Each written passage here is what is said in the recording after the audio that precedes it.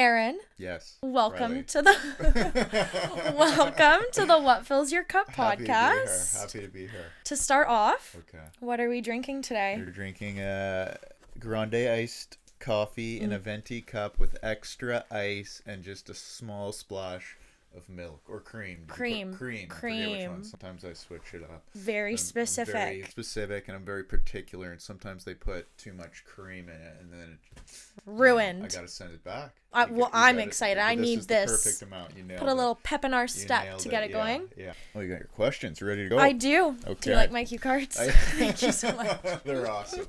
So to start off every episode, I do like to have my guest introduce themselves for the listeners, viewers, whatever we want to call them, the cup fillers. I just made that up right now. Incredible. No, that's gonna stick. That's gonna stick. But I would love for you to introduce yourself, what it is that you do for work, some of your hobbies, passions in life. Oh, God. What makes Aaron Aaron? God, the thing about being a therapist is you get to put the attention on the other person. Right. So I'm not really good at these questions, but my name's Aaron. I'm a therapist. I'm focused right now in my life and just being present, if that makes sense. So I did a bunch of traveling. Okay. A bunch of solo traveling. I went to Brazil, lived there for a month, did a bunch of crazy stuff. And it was all well and good, but what I'm into right now is just being present in my normal, boring day-to-day life. Okay, it's not boring because it makes us happy. Exactly. Well, that's So what I'm that's good. saying.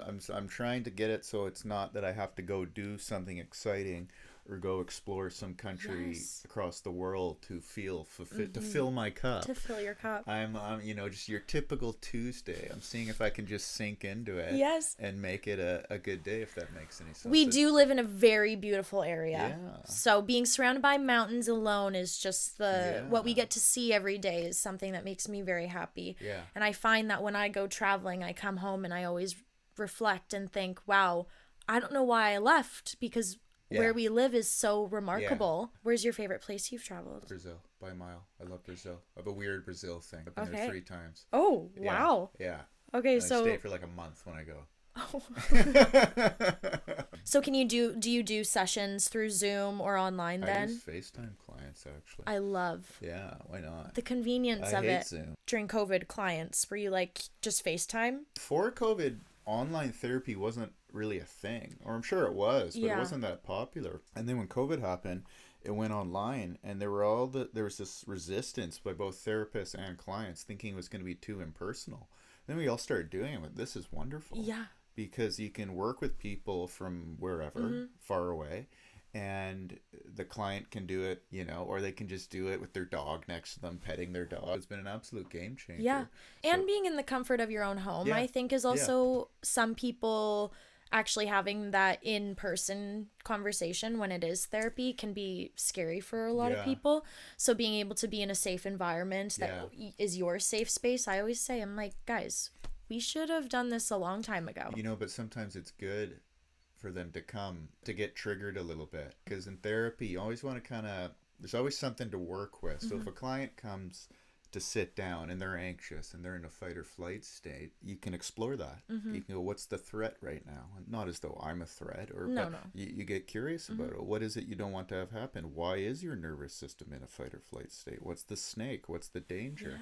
Is it that you're going to be opening up and getting vulnerable? Is it that I'm a man and you're uncomfortable around men? So there's information in that. I always say therapists are like superheroes to me. All these different kind of tools in body language and how people communicate and dissecting it in a way that's also not crossing any boundaries. I think it's very interesting, your field of work. So what made you want to become a therapist? First I'll say, I bet you right. I bet you know everything I do. You think Yeah, I do. I bet you I put it into practice more. Okay. Because of my job, I bet you there's nothing I know or that I think you as a human being, and you seem quite emotionally intelligent and intuitive and whatnot. So I don't think for a second that there's anything, maybe I'll know a little bit more about existential philosophy or attachment theory or something like that. But all these things that I'm talking about, I'm willing to bet you're going to do them today without even realizing you're doing them. Okay. As we do this interview, Right. Okay. I like it. Okay, what was the question? Oh, right. What inspired you to become a therapist? That is a very good question. I was a teacher, and I was really good with the kids. I'm not trying to sound arrogant, but I think I had a gift for working with the kids, and so the kids really liked me. And I was a bad teacher with the curriculum and grading and all that shit. I was terrible at that. A. Exactly. Yeah. You're like, they loved me. It was awesome. Yeah, exactly. A minus, A plus, whatever. And so I was going to be a school counselor. My master's was actually in school counseling. And the second course I ever had, my therapist, he was my teacher.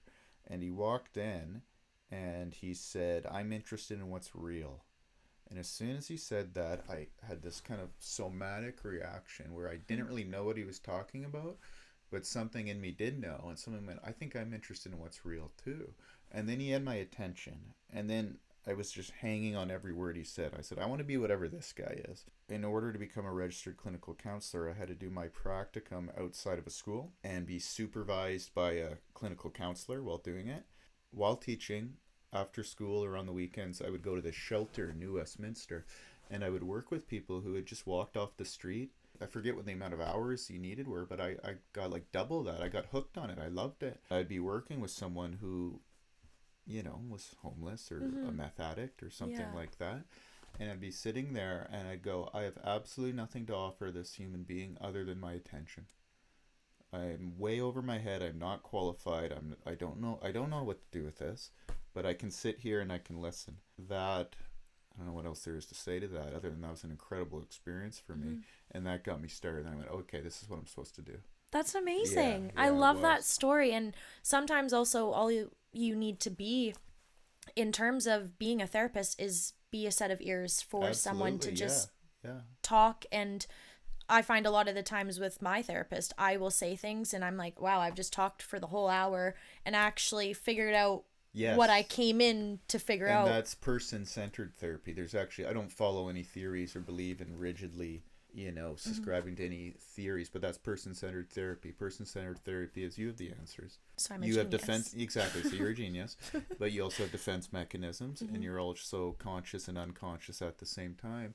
And if you help the client just put language to their experience, they will start to orient themselves. They will start to confront. So that's what sounds like is happening in your sessions. What is one thing that you wish more people understood about therapy and maybe personal growth? These are good questions. Thank you. I believe therapy is two human beings sitting down in a room to take an honest look at the client's life. And I think some therapists overstep. Okay. And I think some therapists, they kind of get in that expert role and they start to make decisions for their clients or start to influence their clients or put their own beliefs or opinions or whatever on the client, which puts the client in a very vulnerable position. And so I don't even remember the original question you asked, but I wish therapists understood all they're doing is having a conversation, to not overcomplicate things and to just listen to what the human being in front of you has to say. I like that answer. Yeah. I like that you put your own spin on the questions that I asked. I like it. I like it. So I'll just add to that, like if I'm working with a client, I never want to be thinking about what it is I have to say. If you're talking and you're a client or you're a podcast host and I'm thinking about what to say, that means a certain amount of my attention is taken away from you. And so I find if you actually tune into someone and listen to them, which is actually really hard to do, and to not make a judgment or make an assumption or to scramble to think of what I have to say, some smart response to a question you've asked me on a podcast. If I just listen to you, it becomes pretty clear. I'll talk about therapy now.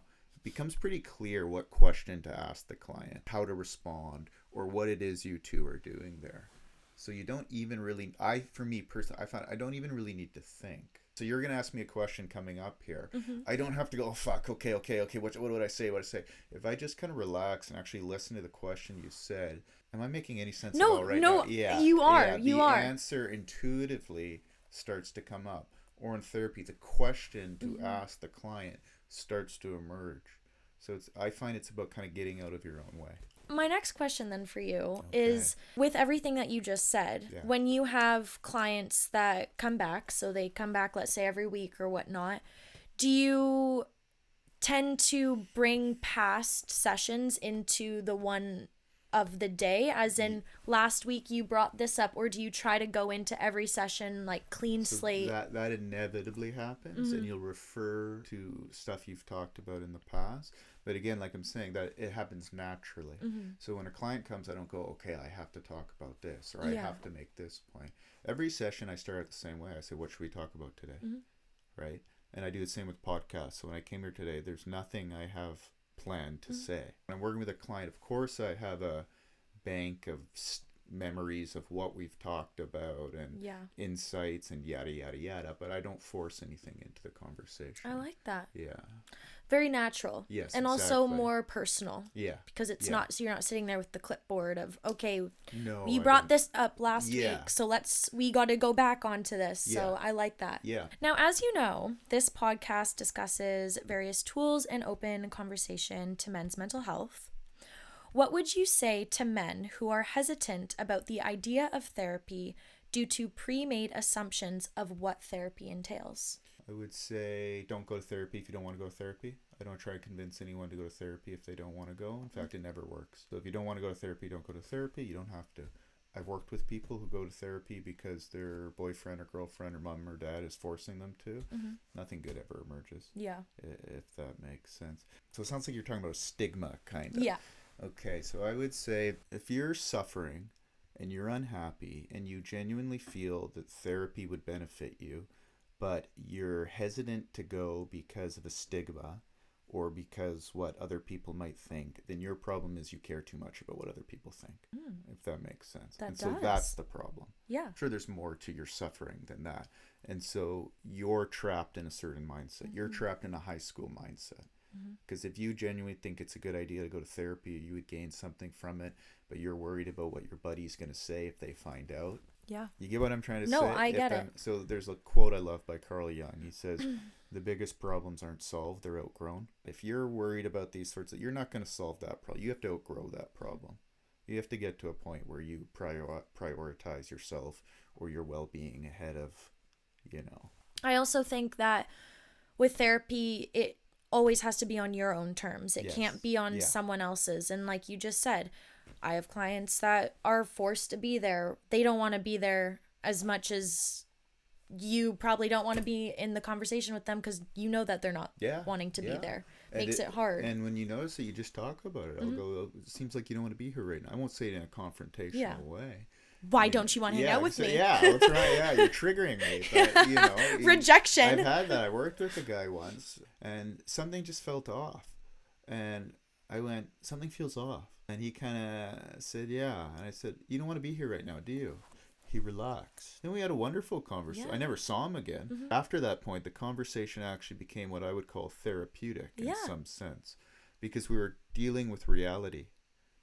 Up to that point, it was make-believe. We're in we're playing a role. I was playing the role of therapist, and he was playing the role of a guy who wanted to be in therapy, but it wasn't reality. But as soon as we acknowledged reality, then we got on the same wavelength, and something good emerged. I like that. I like that sounds like you were so good at your job that he only needed one session. I wouldn't go that. I'll take the ego boost. Take it. That's not my interpretation. I'll take it. Also take another sip of this delicious large iced coffee with extra ice and a little bit of cream. So from a professional standpoint, can you share a practical way or ways men can check in with themselves emotionally on a day-to-day basis? I think men are very repressed emotionally, more so than women. But men are more emotionally repressed. So like a volcano, emotions have to go somewhere. So the more repressed you are, the more they're going to spike up. And so when I work with, this is a huge generalization, when I work with women, they just walk in and start talking. Whatever the problem is. There might be a little bit of resistance, a little bit. Men, when they walk in, they don't want to be seen as a pussy. That's their number one goal. And that's ingrained in us from a very young age. And so just to start to talk about their emotions, just to start to talk about that their girlfriend dumped them, and they have been crying, and they have been sad, and they feel weak, or they feel whatever, is so far outside of their conditioning and their comfort zone that it takes a tremendous amount for them to actually go into their feelings and their felt experience. At the end of the day as well, we're all humans and we all feel emotions on a day-to-day Therapy's full of people pleasers. There aren't a lot of assholes that go to therapy. Therapy's full of really, really, really, really nice people. Yeah. People who, as a little boy or a little girl, had to master the art of repressing their feelings and being happy all the time and not upsetting mommy or daddy. Yeah. And these sorts of things. I did an episode about people pleasing, actually. And I think that a part of people pleasing is avoidance of I'm just want to avoid confrontation or feeling unloved or feeling that I'm letting someone else down. And I think that tapping into that of, okay, wait, I don't necessarily have to, I can avoid something and not please the other person either. Like I can still stick up for myself. But you're right, it's a way to avoid, or it's a way to, do you know what Gabor Mate is? He's from Vancouver. You should check him out. I think you'd like him. But he talks about the dilemma between authenticity and attachment. And so it's, I'm having an authentic experience. I'm angry with my partner, or I'm resentful towards my mom or something like that. But to express that risks the attachment. It might cause a fight. It might cause my partner to leave me. It might cause my mom to act in a way that makes me feel unloved. Yeah. And so the child won't do it. The child will choose attachment over authenticity, but then that pattern gets ingrained in them, and then they get in a romantic relationship and it plays out and they won't speak up, sort of thing. And then so their relationships they don't feel seen, you know, these sorts of things, or they don't work through various issues that come up in their relationship because they won't risk that attachment, and they have to learn to be more authentic and risk it. Yeah, it is interesting, childhood as a whole. Yeah. And I think that I like that you're actually talking about this and touching on it. And I would like to know, actually, if you were to say anything to younger you, young boy Aaron, what would it be, knowing what you know now? I would just say, don't worry, you got this. Yeah. Keep going.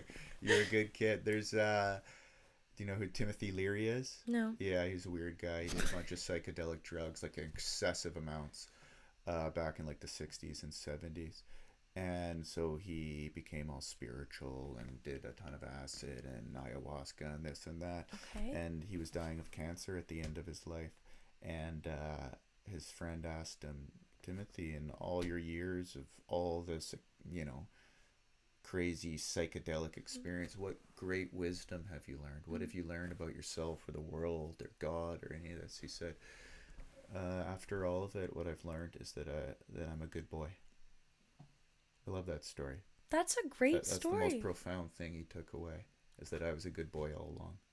That's really, I want to say cute, like endearing is a good word maybe. Yeah. I think people are a bit too hard on I themselves. think they're way too hard on themselves, yeah. You're putting too much pressure on yourself for what? Yeah. I think people forget that every single person that you meet, this is also their first time living. This is their first time being on this planet as much as it's yours. I think we're all winging it. Yeah. And I think you wrestle with life. Yes. I think you wrestle with yourself. And I don't think we're wired to just naturally be happy and proud of ourselves and fulfilled. It's a bit of a tug of war. I think therapists overplay their expertise. And I'm of the belief that we're all just winging this life thing. We are. What emotion do you find you feel the most?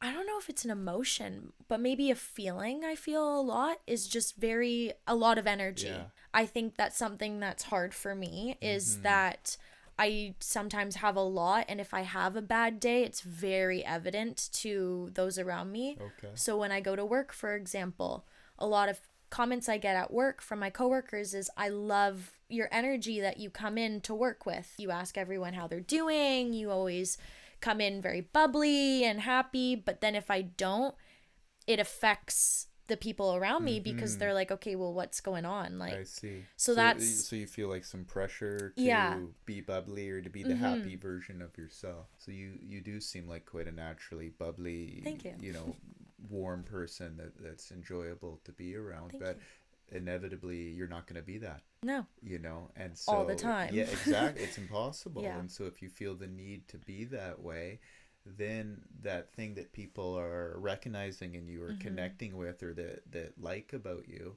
it's also gonna put added pressure on you to be that way. And then when you're inevitably not, you're gonna crash, like crash like thing, literally. I would like to actually know that question about you. What's the emotion that you feel the most? Loneliness, sadness. I don't feel anger much. Hardly anything gets me anxious. It's quite weird.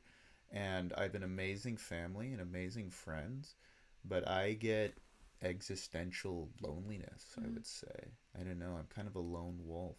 You know, there's a quote I love by my favorite writer, David Foster Wallace. He says, "We're all lonely for something we don't know we're lonely for."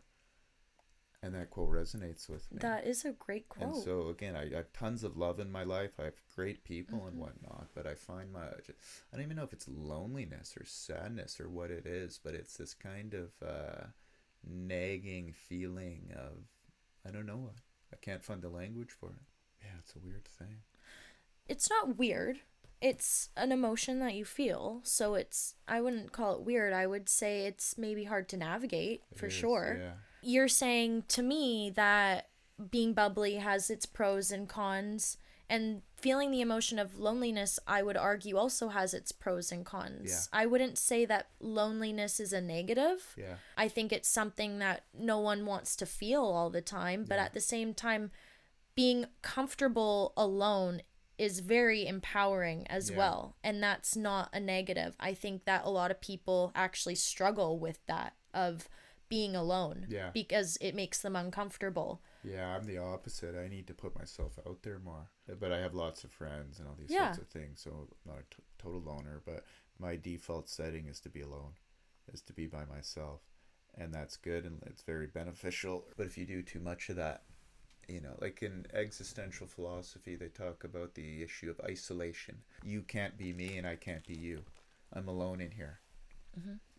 I'm trapped, not trapped, but I'm in my subjective experience, and you will never fully understand what it's like to be me, and I will never fully understand what it's like to be you. So inherent in life is the sense of isolation. Then we get friends, then we get a partner, and then we share our lives with other people, and that buffers us from our isolation. But ultimately, we're all alone in here, and from time to time we're reminded of that, or we feel that, and that's when it becomes overwhelming. I actually really admire that you've taken a lot of time to be alone and travel and do what fills your cup. So what would you say now is something that fills your cup and makes you happy? So I was talking earlier about just being present in day-to-day life. I work less now. I used to be a borderline workaholic. I'm trying to work less. I take longer breaks. I like the day Tuesday, because Tuesday is such a random day. Okay, so my whole life philosophy is have a good Tuesday. Okay. Not that you do anything crazy on a Tuesday, but I wake up, I go, okay, what's my day? What I'm trying to do now is sink into my actual life. I like that. Yeah, as opposed to imagination land, as opposed to, well, maybe I'll go on a trip 2 months from now, and then you're thinking about what life will be like. Meanwhile, your life is happening, if that makes sense. So just enjoying the now. Yes. So I have a final question. Final question. Oh my God. We're done? I haven't even had 2 sips of my coffee yet. One of my final questions for you is, how has your personal definition of what it is to be a strong man shifted or evolved for you through your work? Holy shit, that's quite a question. I don't think in these terms, but to me, I would replace the term masculinity with authenticity. As soon as you start to become authentic and true to yourself and actually do what you're interested in and unapologetically follow that, you start to embody qualities that could be referred to as masculine. Being secure with yourself as well is I think that I always say confidence. There's a difference between confidence and cockiness. And being confident is one of the most attractive things anyone can hold. And being secure in yourself, and obviously caring about what people think of you, not being an asshole or whatnot, but not caring like of someone's opinion. If you don't like it, you don't like it. That's okay. Yes, exactly. That's exactly right. My final question for you is one I asked all of my guests. And that is, Aaron, what is your favorite thing about yourself and why? What I'm about to say could be absolute bullshit. I don't think about myself much, if that makes sense, which is probably a lie. And also, I post on Instagram about myself talking all the time. And so this is probably complete bullshit. But I really don't have too many thoughts about me. I have thoughts about life. I have Okay. thoughts about the choices I'm making. Mm-hmm. I have feelings about my experiences, but I don't really conceptualize Aaron and go, Aaron is like this. Aaron isn't like this. Aaron needs to be more like that, if that makes sense. But I'll answer the question. Sorry, what was the question again? What's your favorite thing about yourself? Well, what's my favorite thing about? See, you can see, like, Yeah, that's supposed to make you think about yourself. but there's nothing in there to go with. So it's not like I don't like myself or anything. I'm very confident, I think, actually. But what's my favorite thing about myself?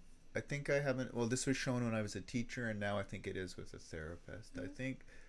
I don't think I'm that intelligent. I don't think I'm dumb, but I don't think I'm that intelligent. I think one of the reasons I have the practice I do as a therapist is because I genuinely like my clients. I can see the beauty in them. I'm not talking physically, but I think I could do this as a teacher too. I'd be teaching grade 8, little shithead 12-year-olds, 13-year-olds, and I would see it.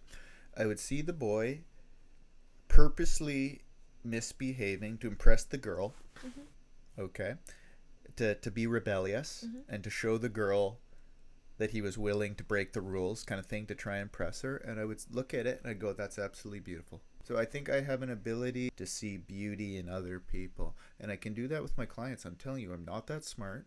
I'm not dumb, but I'm not that smart. I don't know that much about therapy, but I think my clients can tell I really like them, and that's enough for therapy to work, if that makes sense. Obviously, you have to ask the right questions and know a little bit about attachment and childhood trauma and this and that. But I think I can sit down with someone like you, and I don't know much about you, and see, kind of just go, this is awesome.